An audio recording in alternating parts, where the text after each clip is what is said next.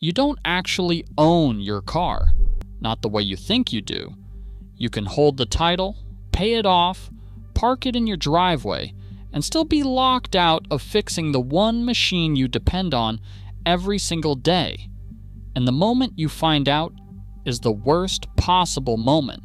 Standing over the engine bay, tools in hand, when your own car refuses to recognize the part you just paid for. Picture it. You found the perfect engine, identical car, identical motor, pulled clean from a wreck for a fraction of the price.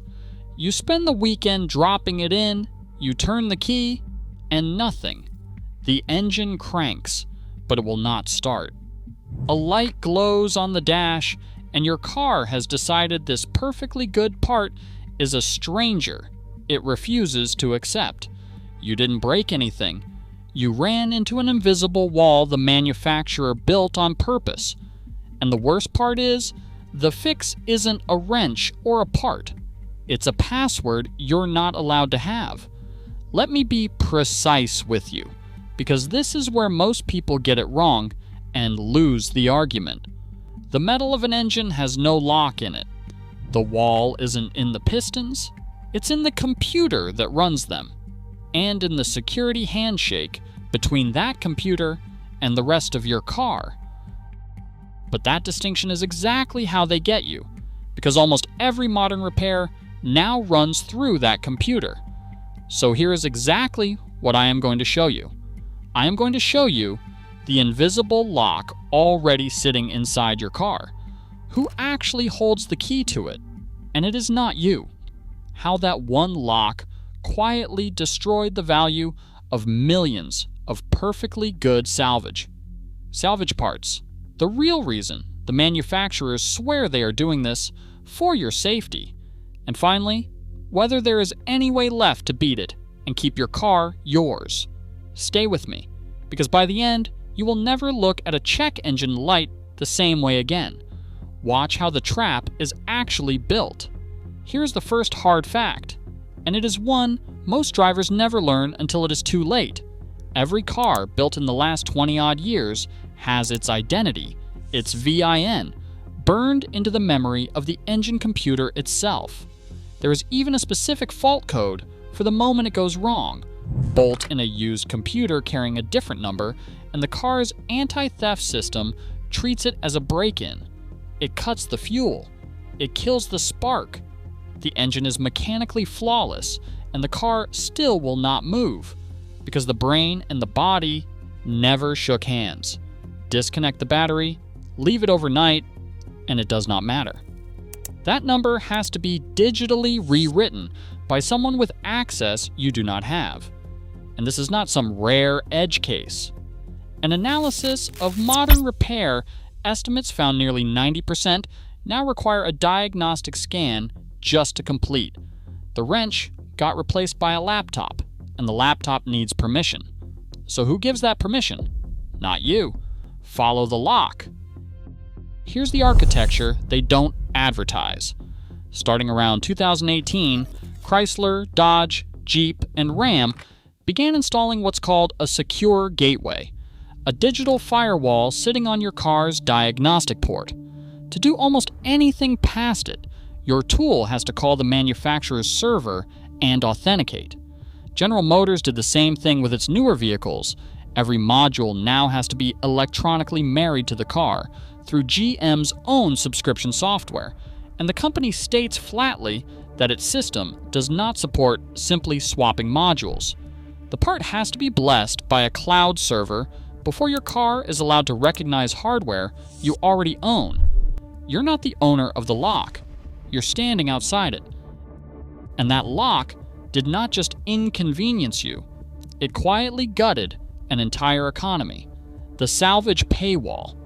A recycled car holds 150 to 200 reusable parts, the exact same parts that left the factory. But when those parts have to be reprogrammed by a dealer to function, their value collapses. The codes to unlock them get restricted to certified technicians. The diagnostic access gets locked behind subscriptions and per repair fees. Tesla goes the furthest of anyone. Its own service policy says to use only new parts ordered directly from Tesla. No used, no salvage, no third party. They once disabled fast charging on salvage-titled cars permanently. A perfectly rebuildable machine fenced off by software from the company that built it. Let me stop here for 1 second because I want to hear from you.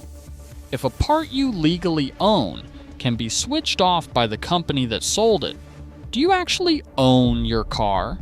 Or are you just renting it with extra steps? Put your answer below. And if this rattled you, wait until you see where that same network leads. There's a port wired into your steering column, feeding the exact signals that run your car onto one open bus. And there's a growing way for the people who pull you over to read those signals straight off it. No encryption in their way. That investigation is coming. The steering column backdoor, and how police pull telemetry off your car during a stop. Subscribe and ring the bell so it lands in front of you the moment it's out. Now they'll tell you there's a good reason for all this.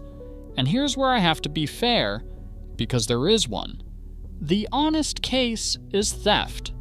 Engine immobilizers, these same digital locks, are one of the most effective anti-theft tools ever invented.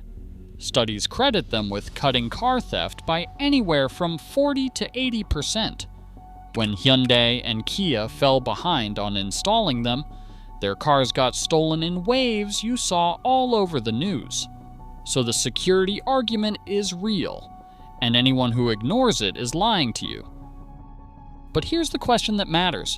Does protecting a car from thieves require locking out the person who owns it? That's the line between security and forced obsolescence, and the regulators have noticed. The FTC investigated repair restrictions and found scant evidence the manufacturer's excuses hold up.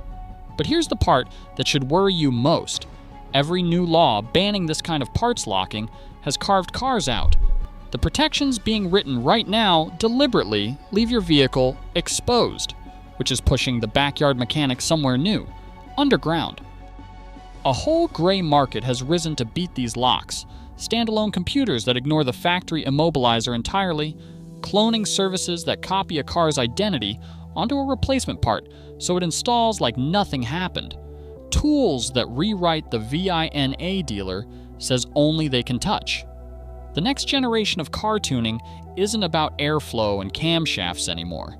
It's about cybersecurity, breaking digital handshakes instead of porting cylinder heads. People like the salvage rebuilder who fixed a battery Tesla wanted $16,000 for $700. The skill is shifting from the hands to the keyboard. So is the affordable project car dead? Not yet. And that's the honest answer. Your older car, your mainstream car, still swaps and runs just fine. But the fence is moving, model year by model year, from luxury flagships down into ordinary cars, and the architecture coming in 2028 locks things down tighter still.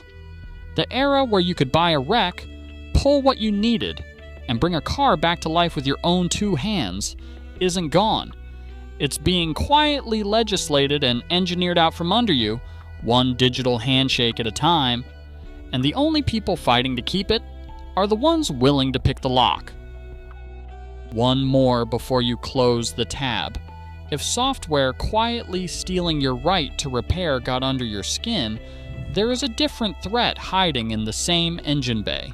A single cheap part, smaller than your fist, that is quietly killing modern engines from the inside while owners never see it coming. I broke the whole thing down, and it is playing on your screen right now. Go watch it before it costs someone you know an engine. Thanks for being part of the Blind Spot family. Stay dangerous, and I will see you next time.